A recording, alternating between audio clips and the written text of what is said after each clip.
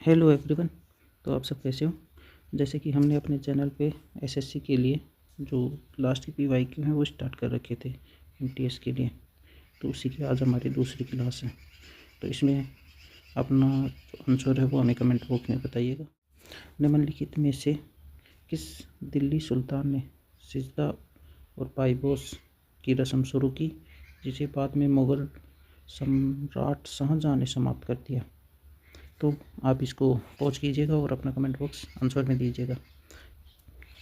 तो अपने ऑप्शन देख लेते हैं। इल्तुतमिश, बलबन, अलाउद्दीन खिलजी और फिरोज शाह तुगलक। तो इसका आंसर दीजिए। इससे पूछ रहा है कि सिजदा और पायबोस की प्रथा किसने शुरू की थी जिसे शाहजहाँ ने समाप्त किया था। इसका आंसर है बी, गयासुद्दीन बलबन ने सुल्तान की प्रतिष्ठा बढ़ाने के लिए ये एक ईरानी दरबारी शिष्टाचार सिजदा, घुटनों पर बैठकर झुकना और पायबोस सुल्तान के पैरों को चूमना शुरू किया था। बलबन ने ही नवरोज़ त्यौहार की शुरुआत की थी और इसी ने इल्तुतमिश की 40 प्रथा जो होती थी, 40 दलों का समूह हुआ करता था, उसी को समाप्त किया था इसने। बलबन ने ख़त्म किया था। 40 से क्या था, 40 से दिल्ली में इल्तुतमिश जब आया था तब इसने 40 लोगों का ग्रुप बनाया था। तो वहीं पे इसने बलबन ने समाप्त की थी आगे जाके। शाहजहाँ ने गैर इस्लामिक मानकर इस प्रथा को बंद कर दिया था। चलिए हम अपना अगला प्रश्न देखते हैं। हमारा अगला प्रश्न है 1916 के लखनऊ समझौते के संदर्भ में कौन सा कथन सही है। इसमें से पूछ रहा है कि कौन सा कथन सही है। 1916 इसकी अध्यक्षता दादा भाई नौरोजी ने की थी। इसमें मुस्लिम लीग और कांग्रेस के बीच समझौता हुआ। इसके तहत गर्म दल और नरम दल का विभाजन हुआ। इसने गांधी जी को भारतीय राजनीति का मुख्य नेता बनाया। तो इसमें कौन सा आंसर है, अपना कमेंट में लिखिएगा। चलो हम देखते हैं अपना आंसर। हमारा आंसर है ऑप्शन नंबर बी, क्योंकि 1916 में लखनऊ अधिवेशन की अध्यक्षता अंबिका चरण मजूमदार ने की थी। इस समझौते के माध्यम से कांग्रेस और मुस्लिम लीग एक साथ हुए थे। इस अधिवेशन में बाल गंगाधर तिलक और एनी बेसेंट प्रयासों से नरम दल और गर्म दल एक हुआ था। तो ऑप्शन सी क्यों गलत है कि 1907 में सूरत विभाजन हुआ था, उस पर कांग्रेस और मुस्लिम लीग अलग अलग हो गए थे। चलो, हड़प्पा सभ्यता के किस स्थल में मिट्टी के हल का प्रमाण मिला है। इसका आंसर बताइए। लोथल होगा, कालीबंगा होगा, बनावली होगा या धोलावीरा होगा। इसका आंसर होगा बनावली। तो बनावली कहाँ पे है? बनावली है आज के हरियाणा में। मिट्टी के हल का खिलौना प्राप्त हुआ है यहाँ से। और कालीबंगा से जुते हुए खेत मिले हैं जो राजस्थान में है, कालीबंगा। लोथल अपनी गोदीबाड़ा मतलब डॉकयार्ड, मतलब कि आज जिसे हम बंदरगाह बोलते हैं, बंदरगाह होता है वही लोथल में था पहले। लोथल कहाँ पे है? लोथल गुजरात में है। क्वेश्चन है, भारतीय संविधान का कौन सा अनुच्छेद ये सुनिश्चित करता है कि राज्य 6 से 14 वर्ष की आयु के सभी बच्चों को मुफ्त अनिवार्य शिक्षा प्रदान करेगा। इसमें से कौन सा आर्टिकल है, बताइए अपना। इसका आंसर है ऑप्शन आर्टिकल 21A, जो कि 86वें संविधान संशोधन अधिनियम 2002 से जोड़ा गया था। ये एक मौलिक अधिकार है और ये आर्टिकल 45 में एक TPSP भी है। आर्टिकल 45 TPSP है जो बात करता है कि 6 वर्ष से कम बच्चों की उम्र है जिनकी राज्य अर्ली चाइल्डहुड केयर करेगा। आर्टिकल 51 में है अभिभावकों का कर्तव्य है कि वो 6 से 14 बच्चों की शिक्षा को बढ़ावा देंगे।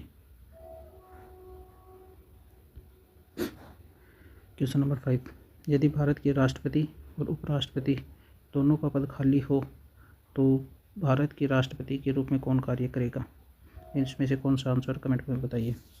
इसका ऑप्शन नंबर सी होगा CGI, क्योंकि राष्ट्रपति उत्तराधिकार अधिनियम 1969 के अनुसार यदि दोनों पद रिक्त हैं तो भारत के CGI chief justice of India कार्यभार संभालेंगे। अगर CGI भी अनुपस्थित हैं तो सुप्रीम कोर्ट के वरिष्ठ न्यायाधीश इस कार्य को करेंगे। अगला प्रश्न है, किस समिति की सिफारिश, कौन चीज़ें पूछ रहा है, किस समिति की सिफारिश पर भारतीय संविधान में मौलिक कर्तव्य जोड़े गए। वर्मा कमेटी, सवन सिंह समिति, सरकारी आयोग, बलवंत राय मेहता समिति। कौन सी समिति है बताइए? इसका ऑप्शन नंबर होगा बी, 42वें संविधान संशोधन जो कि हुआ था 1976 में। सवन सिंह समिति की सिफारिश पर ही 10 मौलिक कर्तव्य जोड़े गए थे, जो अभी वर्तमान में 11 है। 11वां जोड़ा गया था 2002 में। और ये मौलिक कर्तव्य लिए कहाँ से गए हैं? ये यूएसएसआर से लिए गए हैं, जो कि आज का रूस है। आज के रूस से लिए गए हैं। अगला प्रश्न है, निम्नलिखित में से कौन सी नदी भ्रंश घाटी से होकर बहती है और अरब सागर में गिरती है? बेसिकली ये पूछता है कि अरब सागर में कौन सी नदी गिरती है जो कि भ्रंश घाटी से होकर बहती है। इसका आंसर होगा ऑप्शन नंबर सी, नर्मदा और तापी नदियाँ विंध्य और सतपुड़ा श्रेणी से भ्रंश घाटी से होकर बहती हैं। यह नदी डेल्टा नहीं बल्कि एस्चुरीज बनाती हैं। गोदावरी और कृष्णा पूर्व की ओर बहती हैं, जो बंगाल की खाड़ी में गिरती हैं। अगला प्रश्न है, नाथुला दर्रा भारत के किस राज्य को चीन की तिब्बत क्षेत्र से जोड़ता है? नाथुला, ये बेसिकली पूछ रहे हैं नाथुला जो हमारा दर्रा है वो है कहाँ पे? इसका आंसर होगा ऑप्शन नंबर बी, नाथुला आज के सिक्किम में है। ये पुराने रेशम मार्ग से जुड़ा हुआ था, जहाँ पे चीन में जाया करते थे लोग रेशम के लिए। अगला प्रश्न, पृथ्वी के वायुमंडल की किस परत में ओजोन गैस पाई जाती है जो पराबैंगनी किरणों को रोकती है? इसमें कौन सी परत में ओजोन परत पाई जाती है? इसका आंसर होगा ऑप्शन नंबर बी, समताप मंडल में ओजोन गैस की सांद्रता अधिक होती है। क्षोभ मंडल में हमारी जो भी मौसमी घटनाएं होती है वो क्षोभ मंडल में होती है, जो सबसे निचली परत है, प्रारंभिक परत है। मध्य मंडल में वायुमंडल की सबसे ठंडी परत है, मध्य मंडल। हवाई जहाज अक्सर समताप मंडल के नीचे हिस्से से उड़ते हैं क्योंकि यहाँ पे हलचल कम होती है। अगला प्रश्न, वर्ष 1526 में पानीपत की पहली लड़ाई बाबर ने इब्राहिम लोदी को हराने के लिए किस नीति का प्रयोग किया था? इसमें से किस नीति का प्रयोग बाबर ने किया था? ऑप्शन नंबर बी, बाबर ने पानीपत की पहली लड़ाई तुलुगोमा पद्धति और तोपखाने का सफल प्रयोग किया था।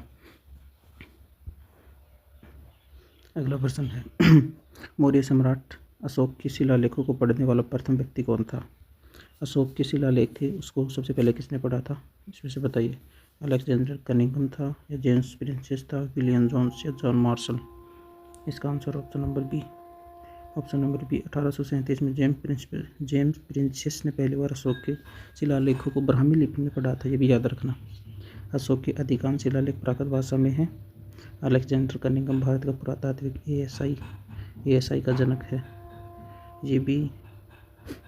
अगला प्रश्न, भारतीय संविधान की 7वीं शेड्यूल किससे संबंधित है? भाषा से संबंधित है, नगरपालिका की शक्तियों से संबंधित है, केंद्र राज्यों से या दल बदल कानून से? 7वीं अनुसूची बताइए। इसका ऑप्शन नंबर होगा सी, सेंट्रल स्टेट से रिलेटेड है 7वीं अनुसूची। इसमें संघ सूची, राज्य सूची, समवर्ती सूची शामिल है। 8वीं अनुसूची में हमारे भाषाएँ हैं और 10वीं में हमारा दल बदल कानून है और 12वीं में नगरपालिकाएँ हैं। अगला प्रश्न, भारत के संविधान में न्यायिक पुनरावलोकन की अवधारणा किस देश से ली गई है? जुडिशल रिव्यू की बात कर रहे हैं, कहाँ से ली गई है? सी की जगह से ली जा सकती है America. Option C, America. USA से न्यायिक पुनरावलोकन, मौलिक अधिकार, राष्ट्रपति पर महाभियोग लिया गया है। आयरलैंड से हमने डीपीएसपी दिए हैं और कनाडा से हमने केंद्र और संघीय व्यवस्था ली है। यूके से हमने संसदात्मक प्रणाली ली है। 14वां प्रश्न है, दक्षिण भारत का सबसे ऊंची चोटी अन्नाईमुडी किस पहाड़ी पर स्थित है? इसका प्रश्न बताइए, इसका आंसर बताइए। मतलब दक्षिण भारत की सबसे ऊंची चोटी अन्नाईमुडी है, वो किस पर्वत श्रृंखला का हिस्सा है? नीलगिरी का है, अन्नामलाई का है, कार्डमम या इलायची पहाड़ी का, या पालनी पहाड़ी का? इसका आंसर होगा Annamalai. Option number B, Annamalai. Annamalai Kerala में स्थित है पहाड़ी, ये अन्नामलाई पहाड़ी की सबसे ऊंची चोटी है। कौन सी काल्पनिक रेखा भारत को लगभग 2 बराबर भागों में विभाजित करती है? भूमध्य रेखा, मकर रेखा, कर्क रेखा या आर्कटिक वक्र? अपना आंसर बताइए, कमेंट कीजिए जल्दी जल्दी। इसका आंसर होगा option number C, tropic of cancer. कर्क रेखा जो 23.5 डिग्री भारत के 8 राज्यों से गुजरती है। गुजरात, राजस्थान, एमपी, छत्तीसगढ़, झारखंड, पश्चिम बंगाल, त्रिपुरा, मिजोरम से गुजरती है। सीकरी में है। अकबर ने अपने किस विजय के उपलक्ष्य में बनाया? बंगाल विजय, मेवाड़ विजय, गुजरात विजय या दक्कन विजय? किस विजय के बाद बनाया था? इसका आंसर कमेंट में बताइए। इसका आंसर है अकबर ने 1572 और 73 में गुजरात विजय की थी, जिसके बाद उसने 1602 में बुलंद दरवाज़ा बनाया था, फतेहपुर सीकरी, जो कि यूपी में है। अगला प्रश्न, भारतीय संविधान का कौन सा अनुच्छेद अस्पृश्यता का अंत सुनिश्चित करता है? इसमें से किसमें अनटचेबिलिटी दी हुई है? आर्टिकल नंबर 14, 17, 18 या 19? किस आर्टिकल में है अस्पृश्यता? अस्पृश्यता होगी article number 17, option number B इसका सही आंसर होगा। आर्टिकल 17 में दिया है छुआछूत को प्रतिबंध करना। आर्टिकल 18 में है उपाधियों का अंत। आर्टिकल 14 में दिया है समक समानता। अगला प्रश्न है, लोकटक झील, जहाँ दुनिया का एकमात्र तैरता हुआ राष्ट्रीय उद्यान स्थित है, ये किस राज्य में है? ये पूछा। लोकटक झील कहाँ पे है? असम में, मेघालय में, मणिपुर या मिजोरम? कहाँ पर है? इसका आंसर होगा Manipur, option number C, Manipur. Option number C है मणिपुर। मणिपुर की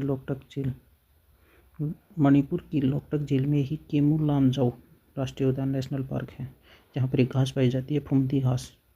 इसको याद रखना, यहाँ पे घास पाई जाती है फुमदी, तैरते हुए घास के द्वीप है यहाँ पे, जहाँ पे एक संगाई हिरन के लिए प्रसिद्ध है, जिसे बोलते हैं डांसिंग डियर, जो मणिपुर के लोकटक झील में ही पाए जाते हैं।